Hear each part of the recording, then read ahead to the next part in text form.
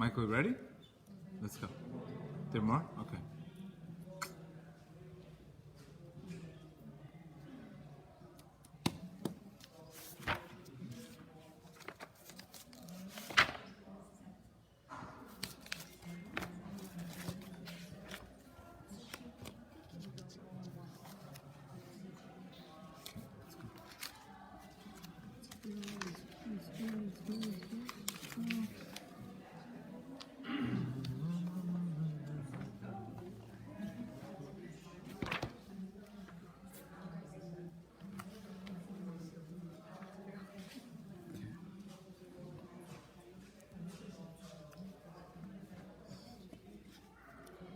Ready, Mike?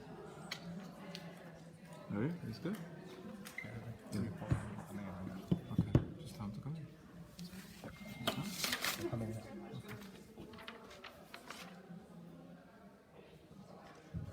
Just one paper? Is it okay?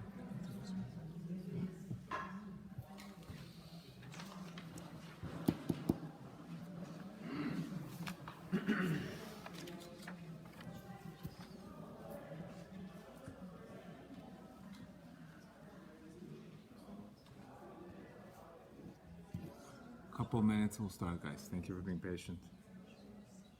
Okay.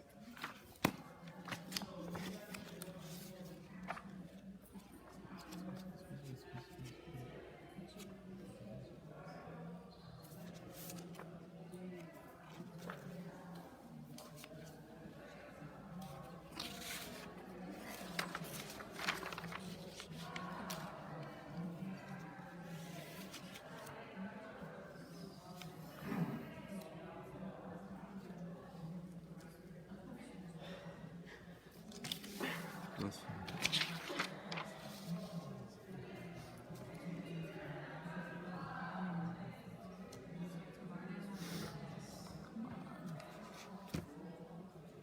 Mike, close the door, close the door. Close the door.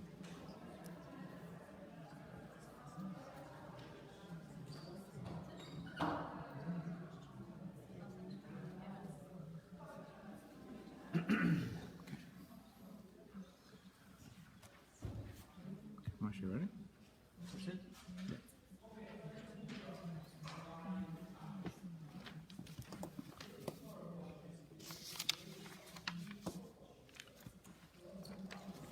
Welcome everybody to the Lighthouse Project. I just want to go over tonight's generous sponsors. Anonymous, in memory of Edward David Shaul Zichron Lebracha, and thanks to Gedalia for the impact in his listeners' lives. Hashem should bless him. Amen. Anonymous, in honor of the Zivug, success and parnasa of Karen Hila Bat Hedva and Isaac Ben Farouk. Anonymous, for the Refuah Shlema of Shaindel Sprinza Bat Shifra, Chaim Yisrael Ben Chana, and Natan Ben Pesha Rivka. Amen. Ahuva Dubinsky, celebrating 2 years of listening to the life-changing classes every day. Grateful to Gedalia, looking forward to many class-filled years. Baruch Hashem. Amen. The classes are in honor of memory of Devorah Fega Bat Shmuel Zichron Lebracha and the Refuah Shlema Menachem Ben Asarbatia and Yaakov Ben Pnina. Also, tonight's classes are in memory of Lori K. Leah Bat Reuven, who tragically lost her life in the Chabad in San Diego this week. In honor also of memory of the Kalavar Rebbe, and also in memory of Meshulam Ben Shlomo Shehavin Aliyah. Thank you very much. Amen. Amen. Thank you, Michael. Next week, we're having a class in Sunny Isles. We're going to announce it. So next week's class is going to be in Sunny Isles. And then, obviously, we have the major class May 15th in Manhattan. Last year, I think we had over 800 people. It was a phenomenal event, social. It was a major party afterwards and everything. So that's May 15th in New York.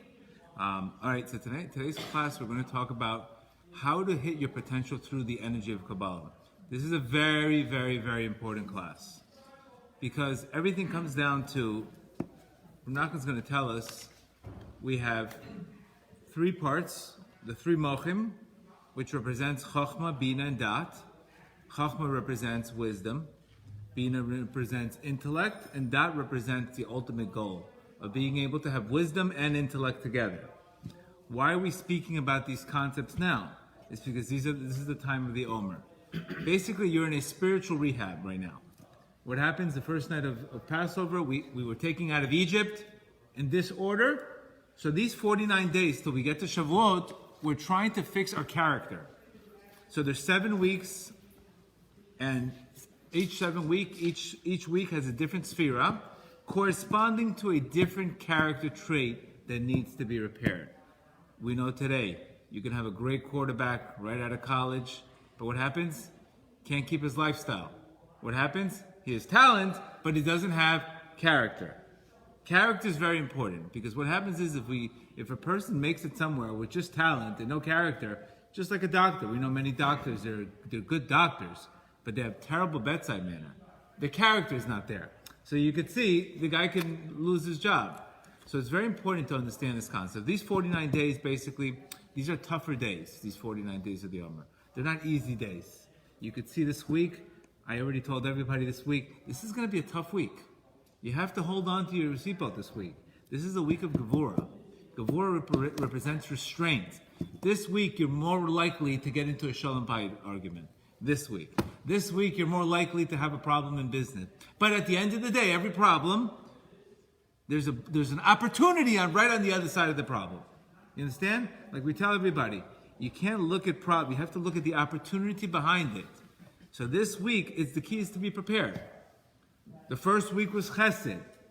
Chesed means mercy, means flow. Things are flowing when there's Chesed. Doesn't mean just Chesed. It means things flow. Things are easygoing. The claim gets paid. Somebody lets things go. This week, limits, restraint. No, everything's very tough this week, because it's a week of Gevurah. It's a week of strength. How do you overcome your character traits? Overcoming your weakest things. So that's what we refer to this week as Gevurah. So we know when we spoke about this class, where there's money, there's anger. It's all connected. Everything's connected. Whenever there's a major challenge in a person's life, there's major rewards. If any of us watch sports, there's a reason why they double team very good players. It's not because they want to make them victims, because that player has potential. So whatever area that we're weak in our lives, is because that area, there's tremendous potential. And sometimes your whole tikkun is based on that. One of my major tikkunin is patience. I know my whole life is based on my patience. If I'm patient, I'll get everything that I want. But if I'm not patient, I could lose everything in my life. So that's what I have to really work on, is delayed gratification. Watching my breath. Be careful not to let my emotions take over me. That's my biggest challenge in my life. But when I'm able to overcome that challenge, I'm able to really succeed. But when I'm not, there goes the other story. So we need to understand that. So this is why we're talking about these characters so much in these particular ways. To the extent that the effort you put into working on that trait, you build a vessel. The bigger the vessel, the bigger the light. Okay? That's one thing we need to talk about. When we talk about today, there's three mochim, which represents the 3 parts of your brain, right? Which is chokhmah, which is the right side of the brain. Bina represents the left side of the brain, and the dad represents the brain stem.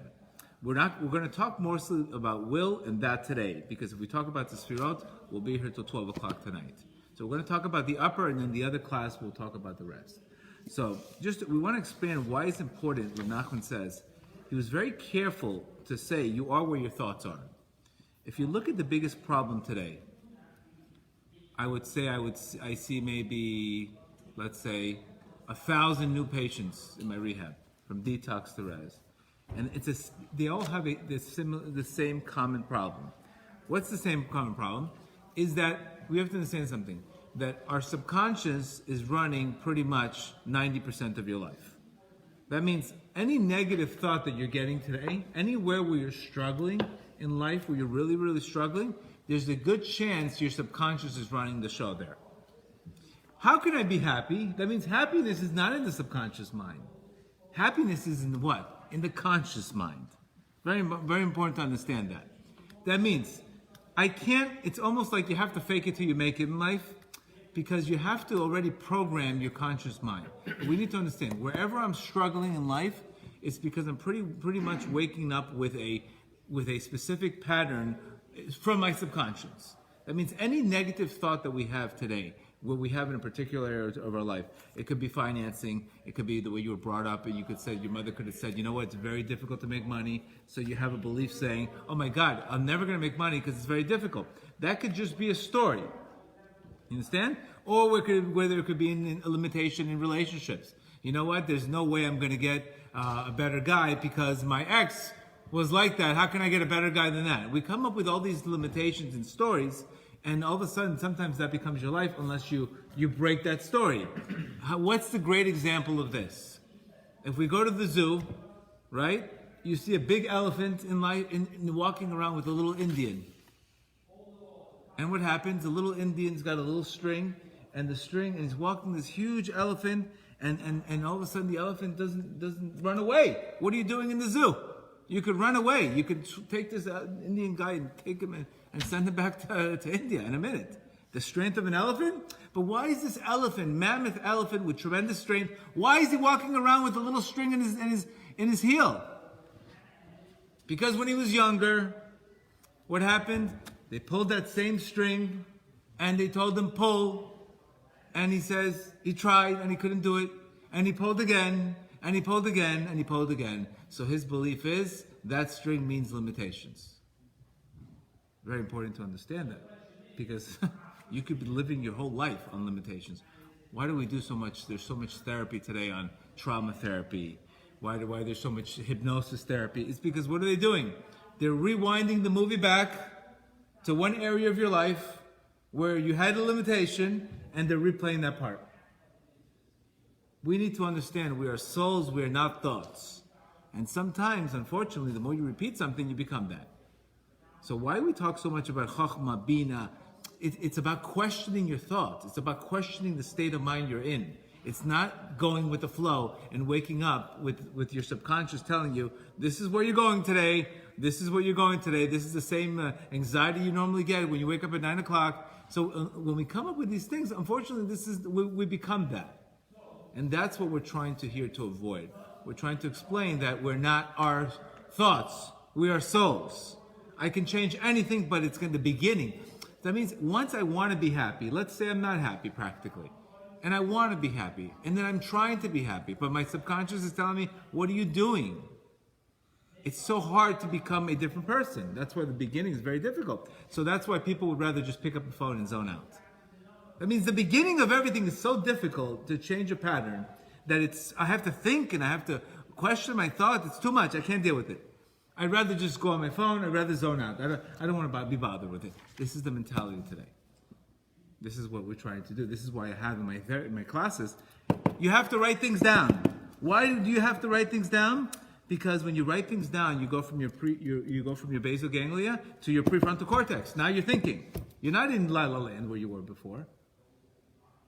So interrupting the patterns is what I speak about all the times. I said, listen, sometimes you have to have patience. It could take you 7-8 months of classes just to rewire your brain. Once you rewire, then you could start building your dot. But today, the problem is more of a rewiring issue, because there's a lot of old habits, a lot of old stuff that is not you.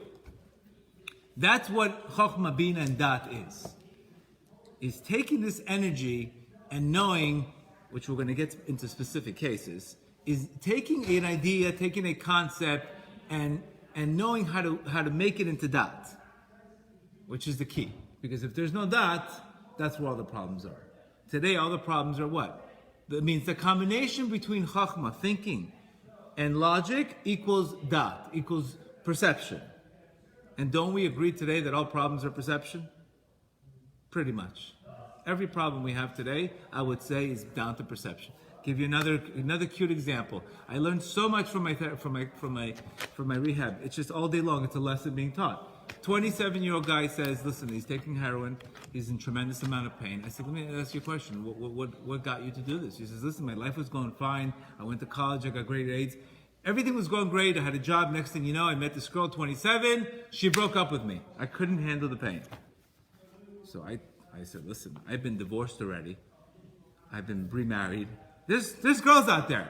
This is not somebody to kill your life with. I mean, this is not something to risk your whole life for one girl. Why am I looking at him like that? Because I'm looking at him like I'm 41.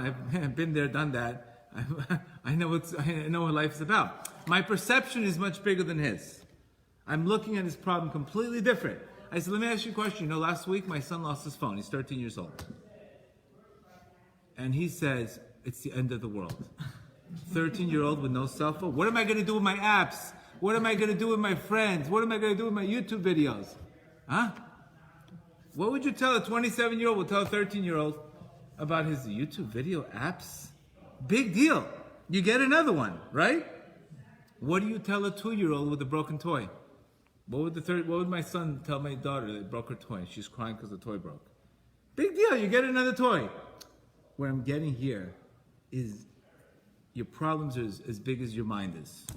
That means how do I get out of any problem in life? Is I have to think bigger, I have to open up wide and change my perception.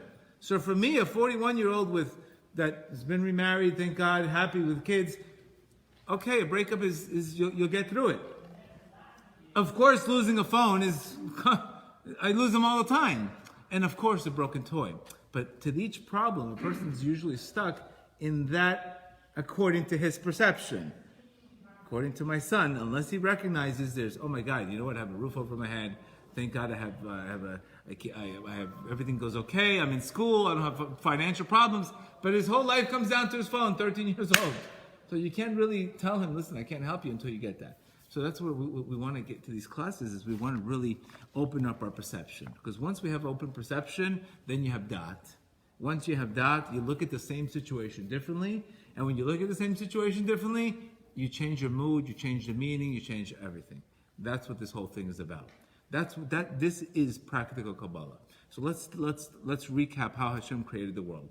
First, Hashem wanted to use Ein Sof. This concept called Ein Sof means infinite. The word infinite means his light was, from here to, there was no limit on his light.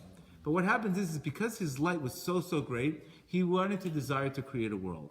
So he created a world. In order to create a world, to reveal love to the world. That was the purpose of creation, is for to reveal his will, to reveal his kingship. So people would accept his kingship. Practically, how do I accept God's kingship today? When I have a very rough day and I still come to a class. That's accepting his kingship, because you don't have to come. You had a rough day, but you said, you know what? I'm going to fight my feelings and I'm still going to come. That is accepting his will. When you do things where it's very uncomfortable for you, obviously everybody, when things are going great, it's easy to give charity, it's easy to be happy, but when things are not going well, when things seem concealed in your life and then you still do it, that is where really the rewards come in life. So he wanted to reveal his light into the world. But what happened? There was no nation. Like the best coach, let's pretend we have the best coach, L'Havdil, in the world, but he has no team.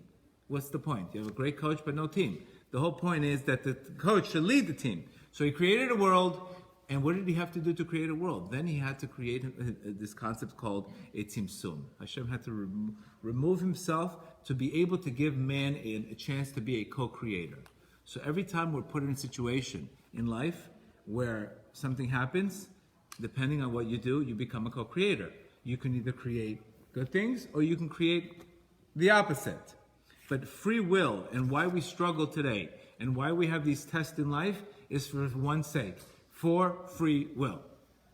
In order for you to ultimately pick the right decision and crown Hashem. That's the ultimate purpose of every struggle. That's why person should understand when he has struggles, he shouldn't complain. Because the struggles are actually giving you a bigger reward when you pass it. That makes sense? If I didn't have a struggle, what's the point? It's day, I have a flashlight. What's the reward for that? That's what the Gemara uses the analogy. It's like a guy holding a light in the flashlight. But because the struggle is real, and pain is real, there's no question, that gives you the ultimate reward when you're in a situation of pain and you're able to overcome your challenges. That's how you build the vessels today. So he made a tzimtzum. A tzimtzum means he reduced his light in order for man to be a creator. After he did that, what happened next? Then Hashem purposely created his light into one vessels. These 10 vessels, they were not separated like they are now. He purposely made the vessels break. This is called the shattering of the vessels. What does that mean, the shattering of the vessels? Too much light no vessel. Let's say you want to get married. You have a desire to get married. You want to get married. You go on a date. The girl asks you a question. Why are you divorced? What is it your business? You have no vessel because you're taking things personal. So what happens? You can't even make it on one date. How are you going to make it into a marriage? So that person, his vessel breaks. Things don't work out. So when things don't work out in life, it's because the vessel and the light are not matching. Bottom line, it's not to be taken personal. When somebody relapses in my program, what happens? They went out too soon. They thought they were ready for recovery. What happens? They're back again. Why are you back again? Because you wanted it quicker than you had. You wanted too much light. You didn't have a vessel.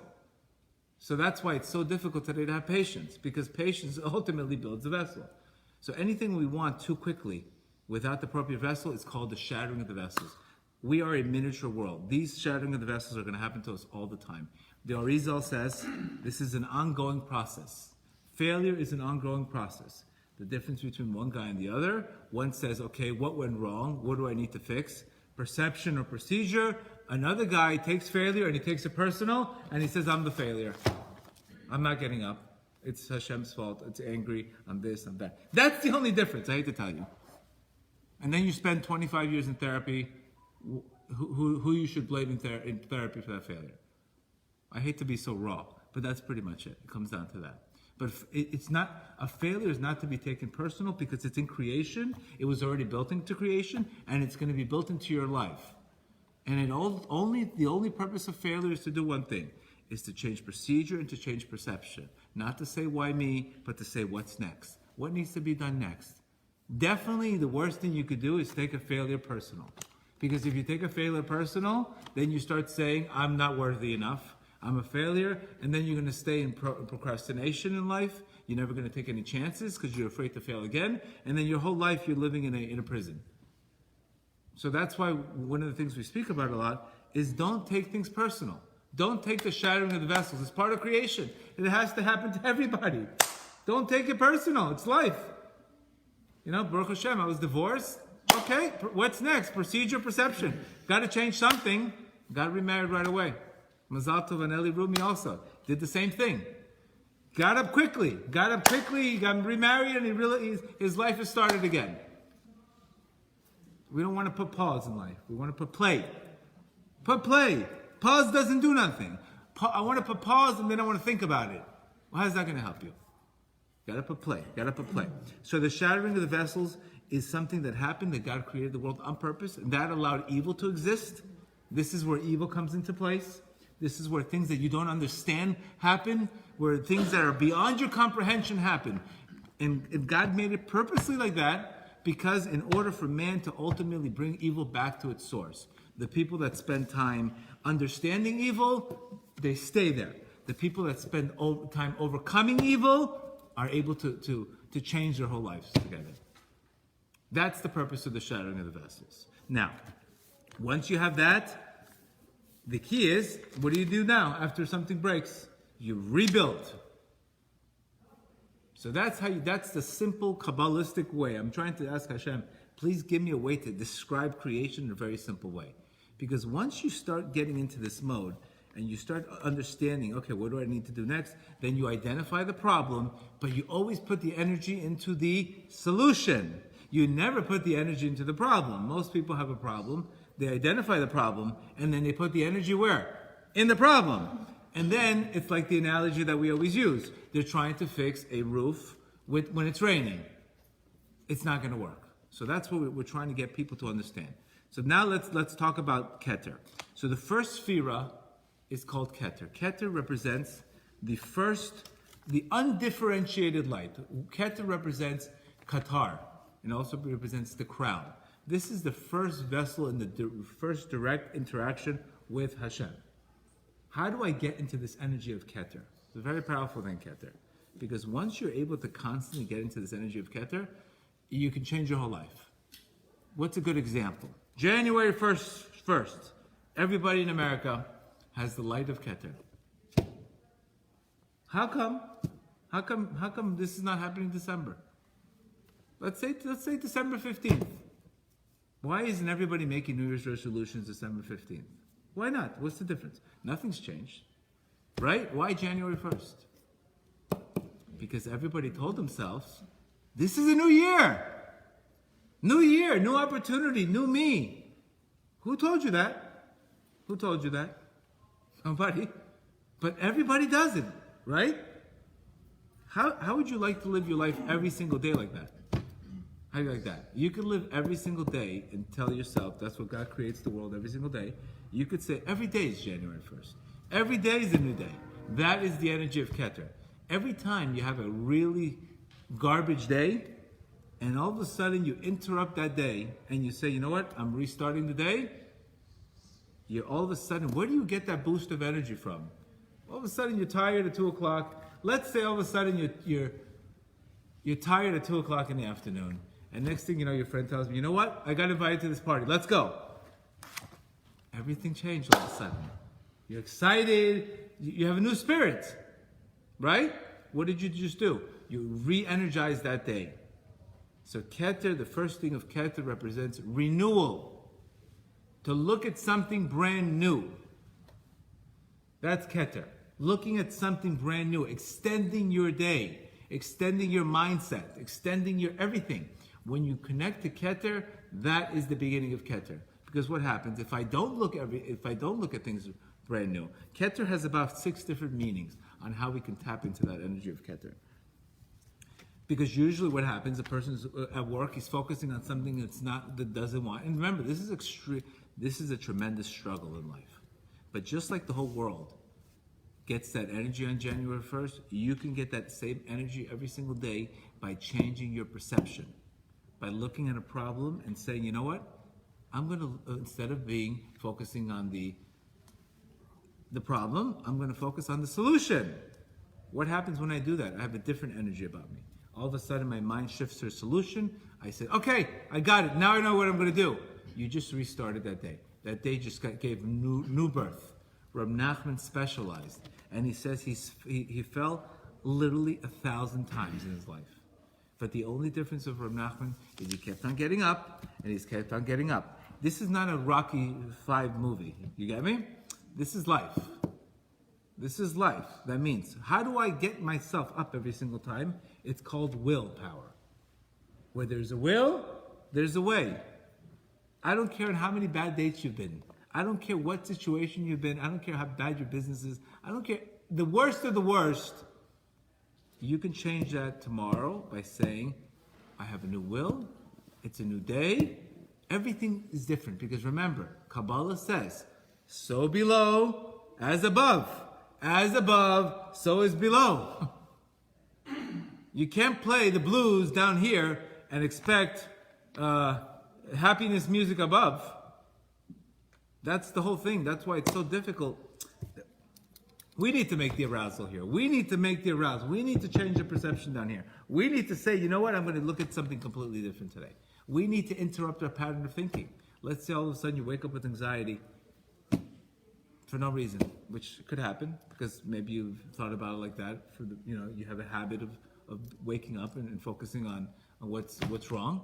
What happens? All of a sudden you interrupt that pattern and you say, you know what? This is just a pattern. It's not me. I'm going to interrupt that pattern. I'm not going to be anxious today. I'm going to break it. You started the energy of Keter. That's how you get, didn't you guys see the difference? It's not the cappuccino that's giving you energy. It's the new attitude that's giving you energy. It's the new attitude. It's a new way of looking at things. That is the energy of Keter. Remember, energy comes to your soul. That's how I get energized. When I look at something brand new, when I look at my marriage brand new, when I look at anything brand new, that is the ultimate energy of Keter. What's another way to tap into Keter? Why it's so important to talk about Keter first is because Keter, it's like restarting the engine spiritually. Because let's say I'm flattened out, I'm exhausted, I don't have the strength to even deal with anything. How can I get myself out of that mindset? Or let's say somebody wronged me. How do I have the energy to pull forward? Only I have to I have to make the transaction. I have to change that. So what's another thing that Keter means? Keter also means this concept of ayin. Today, the problem is ani. ego. We speak about this all the time. The ego wants to do what looks good. The soul wants to do what is good. The body wants to do what feels good. This is the battle every day. The battle every day is this. Between the body, soul, and the ego. Who's winning? Who's winning? Who are you feeding that day? So ayin represents humility. When I sit there and say, Hashem, what do I know? It's almost like, and this is what happens when people are angry at God. Yes, I get this all the time. I try to change people's perceptions, and I tell them, listen, you got to get out of this quickly. It's like you're walking into the middle of a movie, and you didn't even see half the movie, and you're complaining. Why is this happening? Huh? The movie's an hour and a half. You just came in the middle of a movie, and you're starting to tell everybody why you don't understand what's going on. Yeah, because you didn't see the beginning of the movie. You didn't see the end. You're not seeing the end of the movie. What would you do to a guy who came to a movie and started complaining about he doesn't understand what's going on? You would tell him, shush, listen, and watch. This represents our life. That means ayin means nothingness. Doesn't mean I'm a nothing. It means I know nothing. What do I know? This deal broke? Maybe we're supposed to be. We don't know. We don't know. You have to literally walk into the middle of a movie in life, and you have to say, shh. You'll see the front and the back. You'll see the future. But you can't focus on complaining why things are happening it that way, because there's a bigger picture going on that we have no idea. We don't know. We don't know whose mission it is. But ayin means I don't know anything. I know everything. I know everything. So if I know everything, I'm going to take something in my life and I'm going to label it good or bad. What do you know? How do you know you're really doing tshuva properly? When you apologize for yesterday's mindset. According to what you know today, and according to what you know 6 months ago, you should have a different mindset, no? And you should not only, okay, what do you do with that mindset? You should say, oh my God, I need to apologize for thinking that way. Just thinking that way, I need to apologize for. That's real teshuvah. When people tell you I'm about teshuvah, no, I'm not about teshuvah. From birth, I say, no, you're about teshuvah unless you're not growing. Because if you're growing, you recognize how much you don't know. So ayin is the ability to say, I don't know anything.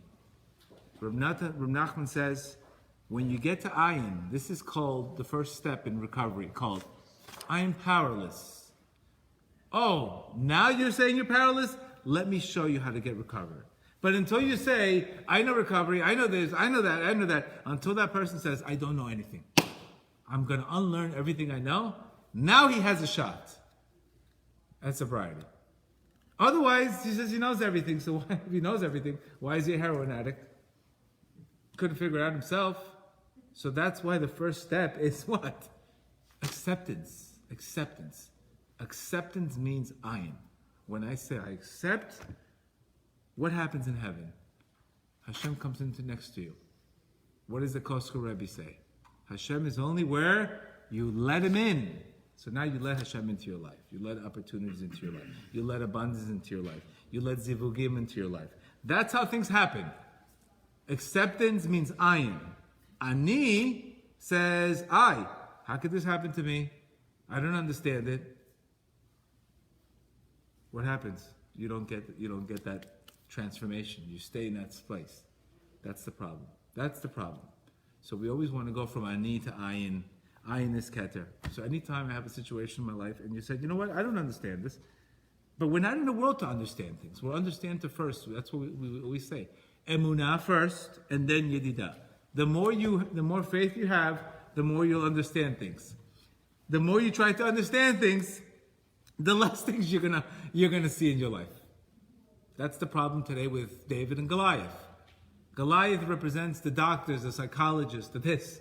They want to analyze 25 things. What's wrong with the guy? DNA, blah blah blah blah blah. Emunah says you can change everything through faith. You can change everything through faith. Faith is greater than any doctor in the world. Rav Nachman even said it. He says, Rav Nachman says, he wrote many people, he told them, do me a favor. They were explaining to him how he was sick.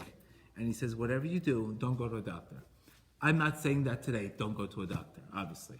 But I'm trying to explain to you that the energy has to be spent on the spiritual soul, in the sickness in the soul, not so much on the sickness in the body. I myself had this year tremendous stomach pains, tremendous chest pains. Yeah, what is the doctor going to tell you? Yeah, take this pill. And the acupuncturist told me completely different. He says your liver's out of organ because you have recessed anger. Then your spleen has a problem because that affected that. But this is all emotional damage. It's nothing to do with doctors. It has to do with emotions. When your emotions are stagnant and you don't release them like his bodedut, they become stagnant. And then when things get stagnant, that's where sicknesses come. Sicknesses come when stagnation. Things are stagnant. Blood's not moving. You have infections. The blood becomes retarded there. And then all the areas go into that area. Believe me, I experienced the pain this year. And I know what it is. But an acupuncturist will tell you exactly what it is.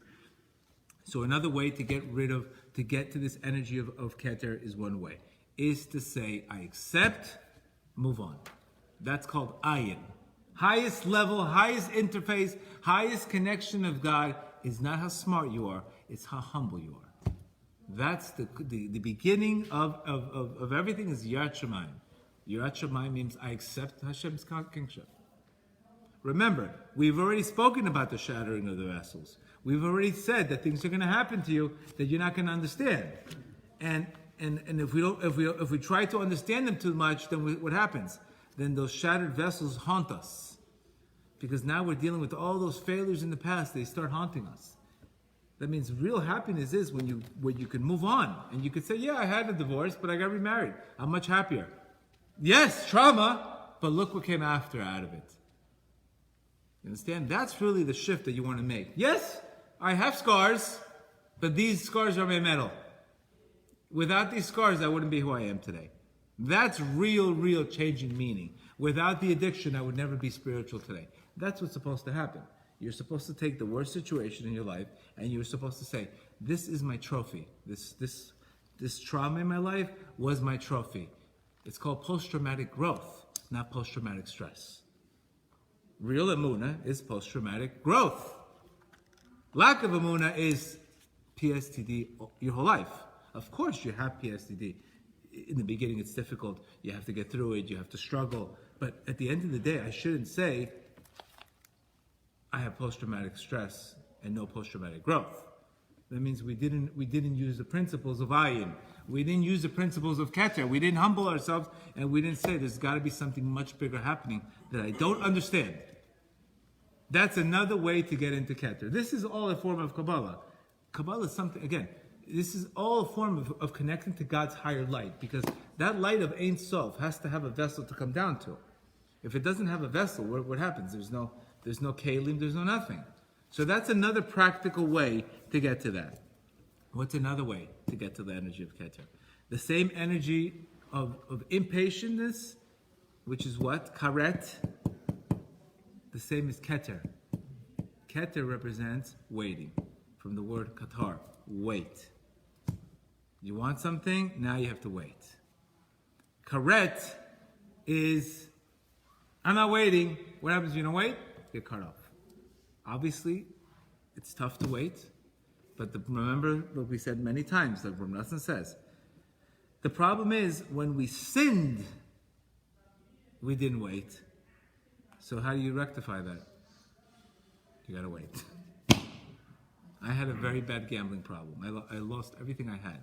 And then what happened, my test came 4 or 5 years ago when my wife opened up 2 stores in Las Vegas in a casino. And I had to walk through those same tables every day. And says, this is where I lost my pants every day. But I said, look, thank God I have this. If it wasn't for, this is my Achilles heel, this is my life. Right next to each other. Next door to each other. I had to walk through all the times. Now, you have to walk by it. That's the tikkun. To show you have a higher light now. You don't need gambling. You have a spiritual light. So waiting is called Keter. What's another way to get to Keter? Teshuvah is greater than the Torah. Teshuvah existed before the Torah. How do you like that one? When a person makes Teshuvah, specifically when he makes Teshuvah out of love, he's connecting himself to the highest interface of Keter. What do people do now? They make a mistake. What's the number one thing people do? They make a mistake and they do what? Run away. Where are you running to? Where are you running to? Even Uber, you got to tell them where you are to get picked up. Where are you running to? You make a mistake. I made a mistake. I had this. I did that wrong. You're supposed to make mistakes in life because that's what humbles you. You make a mistake. You say, I made a mistake. I apologize, Hashem. I made a mistake. I don't know where my head was. My evil inclination got the best of me. Or I'm trying to keep kosher. I'm trying to keep Shabbat, but I have too much of a drive, too much of a Yetzer Hara. That's a better approach to say, yes, it's true. I'm trying. Help me. Instead of saying, I did this because this happened to me. You run away. This is what Adam did. What did Adam do? He sinned. And what did he do? Checked out. That's why he got punished. If he would have done teshuvah right away, no problems. Because he ran away. And who did he learn it from? Cain. Because when Cain did teshuvah, what did he say? Oh, I didn't know I can do teshuvah. That's where he came up with Psalm 92, Mizmor Shili Yom HaShabbat, where teshuvah is able to be a concept, to be able to return. That's another way to get Keter. That means connecting to Keter means I have a new life force. I have a new energy. I have a new beginning. I have a new way of looking at everything. That's my newness. That's my renewal. You don't need a facelift in life. You just need happiness. You need emunah. You need renewal. What gives you that spirit? People go on a date, and people ask me all the time, hey, what do you think about this girl? But the person's not even smiling. Why would somebody marry you? I have enough problems. I'm going to inherit your problems? That means don't tell old stories to new people. Emunah means, Keter means, don't tell me your old story. I want to hear a new story. I want to hear the beginning. If people go and start dating, they dump the whole story on them, and then they say, why is he not committing to me? Don't tell old stories to new people. That's not Keter. That's dumping. I have enough baggage. So we always want to stay fresh, even on dating, even on this. I always tell people, stay fresh. You never know what opportunities are out there. Stay fresh. Miami's a whole different case, but that's a whole different story. What's the opposite of staying fresh? Learned helplessness. What does learned helplessness mean? Whatever I do in life doesn't make a difference. If I pray, nobody's going to answer me. If I work out, I'll never lose weight. If I do this, I do that. Nothing happens with whatever I do. That's the opposite of starting Keter, is learned helplessness. Whatever I do does not make a difference. What's the point? I tried to speak to Hashem. It's funny, people tell me, I did his bodhidut, I tried. Yes. Really? How long? 4 minutes, 5 minutes. 5 minutes? You gotta squeeze. You gotta squeeze it out. People, remember, your indication of your emunah is your indication of his bodhidut. It's very important. Because if you're talking to God, that means you believe in your prayers, and you believe that he's listening to you, and you believe that your prayers can change nature. If you're not talking, that means you're doing a lot of listening, but you're not shooting. It just means it's nice, it sounds good. But if you want to really get to the next level, you have to speak about what you learned. That's how you take it to the next level. That's shooting. That's taking the gun and shooting. Otherwise, you have ammo, but nobody's shooting. What's the point of that? So learn helplessness is an attitude. When you give up and you despair, you're basically saying, whatever I can do does not make a difference. So why should I do it? That's a bad attitude. That's not going to get you anywhere. So that we have to get out of that, and we have to say, you know what? It's Keter, new start. I'm going to start again. Another concept of Keter is when when the Jews sinned with the golden calf, Hashem revealed to him his 13 midos of rachamim, 13 measures of mercy. When somebody, how many times do we say? We say this all the time. Look what he did to me. Look what that person did to me. Look what that person did to me. That's why I'm stuck here today. You hear that story before? You ever hear that story before? How about this? I hear that story 20 times a day. Everybody. Same story. That person did it to me. My father did it to me. My wife did it to me. She cheated on me. That one did it to me. It's like telling people, he gave me blue eyes. He gave me brown hair. He gave me black teeth. He gave me this. What would you tell a person? This person gave me brown hair. Huh? How could he give you brown hair? He gave me blue eyes. Imagine somebody yelling. You would tell him, you're crazy. How could somebody give you blue eyes? It's not possible. He took my life away. How's that possible? Not possible. He made me angry. It's not possible. Nobody can make you angry. It's the meaning you give to anything. You can take it personally, you get angry. But mercy means, what does 13 meters of rachamim means? That I can tap into this level of mercy. That means the minute I say I'm giving you mercy, heaven's giving me abundant mercy. This is an opportunity. Again, this is not a person shouldn't look at being wronged or being hurt in life. Yes, you have to console. But when you forgive that person, you're giving mercy. You're connecting to Keter. How come you feel better when you forgive them? You're not supposed to feel better. How come everybody feels better when they forgive people? Isn't that amazing? I felt much better. I felt like a block. I feel like so much lighter. How come? You hear the same story every time, right? How come? Where are you getting that energy from? Keter, mercy. The highest mercy is when you forgive people. That's the 13 meters of rachamim. That's how you tap into this. This is a way to always restart the day. I can have a rough day at 12 o'clock in the afternoon, and 2 o'clock I can say, you know what? I'm going to give tzedakah. I need some mercy. You give mercy, you give $2, you give $20 to tzedakah, you give $100 to tzedakah. Next thing you know, your day can restart.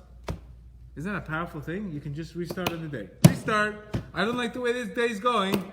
Restart. But you need to do something to restart it. It's not just going to happen. And remember, sometimes we get put in those tests so you always have to have tools.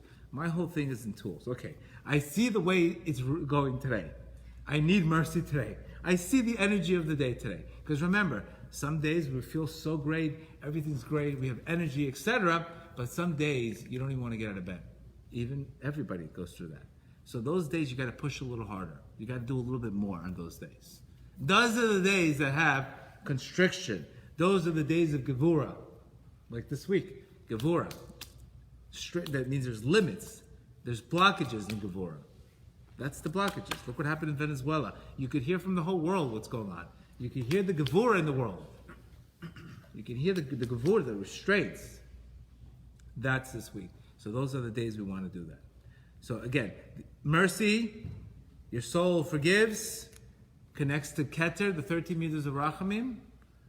And what is the opposite?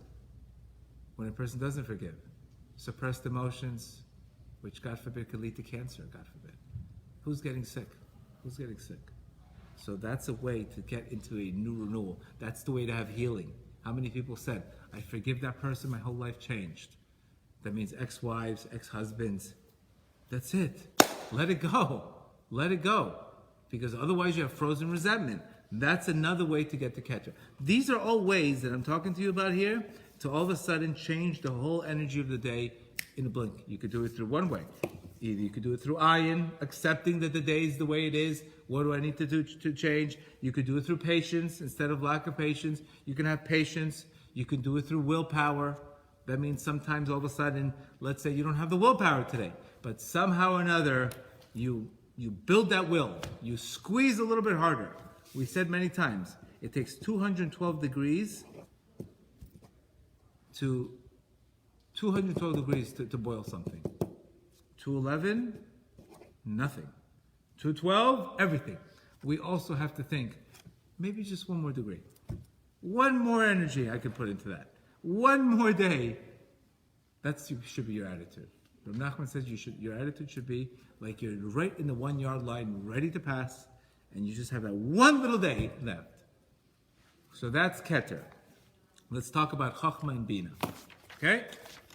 So if I have a stagnant in the flow of the pipeline, if I have stagnant, if there's no energy that day, then I always have to reboot in Keter. I have to do one of these things like we spoke about to reboot. Either forgive, either have mercy, be humble, accept. These are the steps that basically say reset. Reset. Reset. Now we're going to get to Chachma and Bina. Okay? Chachma represents thought, represents wisdom. Chachma represents the right side of your brain. Bina represents the left side of your brain. Intuition. more logic. Your husband has an idea, your wife tells him, whose money are you taking to do this business? He's got the idea. He's creative. That means anytime we're creative, we're using usually our right side of our brain. You're using chachma. Chachma means undifferentiated light. I want to build a house. Okay, that's nice. It's just a thought. That's nice. How do I get that to action? What do I need? Bina. Bina means, okay, how many square feet? How many rooms? When do you want to do this? How much is your budget? Etc. If I just have light, that means I'm a daydreamer. But if I'm just too routine, then my life becomes very boring. You know, some people are very routine. They're not creative. They're so routine. Then they're using too much bina. Their whole life is routine. They're not creative. When I can take a prayer and I can imagine something different, that's using bina. That's using chachma. We need to use both. When you combine chachma and bina, you have the perfection called dat. Dat is knowledge. You can't have a house if it's too big with no plans. That's why the woman usually is bina. Bina, she represents more logic, linear thinking. She's more mathematics. Facts, give me the facts. He's telling you, I want to do this, I want to do that, I want to do that. I want to hear the facts. Where were you? What time? She wants to know what's going on. Facts. Where the right side, chachma, is creativity. That the idea gets developed in chachma, the desire gets developed in chachma, but then you need the left side of your brain, bina, to develop that idea. So when you see people, they're dreaming, they do all kinds of dreams, but they don't have any structure because they're not using bina. And that's dat. When you combine both, so we have positive thoughts, we get that result, but without taking that and using logic, using the right parameters, making a tzimtzum. What does a tzimtzum mean? We say that. It's taking your light and minimize it to practicality. What's next? Just like God created the world. What did he do? He wanted to create the world, and then what's the first thing he did? He removed himself from the picture. I want to lose weight. What's the next thing? It's like a guy telling you, oh my God, I have to do my IRS taxes. That's my goal today. So maybe he's thinking too big. What should his goal really be? Because maybe he's going to get overwhelmed. He doesn't know where to start. My goal should be to gather paperwork. First gather the paperwork, and then do the taxes. You have a better chance of doing it that way. But people just they have too much light, and they have no bina, they have no understanding. That's why it's good to get married. Because your wife is usually the more logical person. She's the one telling you, don't let that guy in your house, don't do business with him, don't do business with that. She can sense something differently. She's the logic. You're more chachma. Guys are more chachma, even though a woman has chachma and bina. But she's more logic. She's more, okay, I understand what you want to do, but I need to see numbers, I need to see plan, and you're saying she's being very difficult. No, that's her job. Bina, logic. That's your left side of your brain. So those are the three. That represents Chokhmah, Bina, and Dat. So remember, today we only spoke about the mentalities. We're not going to go into the Sfirot, because otherwise we'll be here for hours. Next class will be that. So remember, the beginning of everything starts with Keter. That's the restart. And then after that, we get the ideas in life. We get that fresh energy. Now we have to develop that energy into something real. I have to develop it. The way you develop that energy gives you Dat. If you have Dat, you have everything. If you don't have Dat, you have your perception. So Dat represents perception. Every time, and remember, to the extent of Dat that you have in your life, that's the extent of mercy that you get in heaven. It's a big deal. Why is that? Because Dat equals mercy. Can I have mercy for somebody who doesn't have mercy for himself? That means the more time you spend on developing your ideas, like for example, a guy comes into you with a 5-year business plan. You're telling him, yeah, that's too much it's too out there. I need to see a 1-year business plan. If I like the 1 year business plan, I'll invest in you.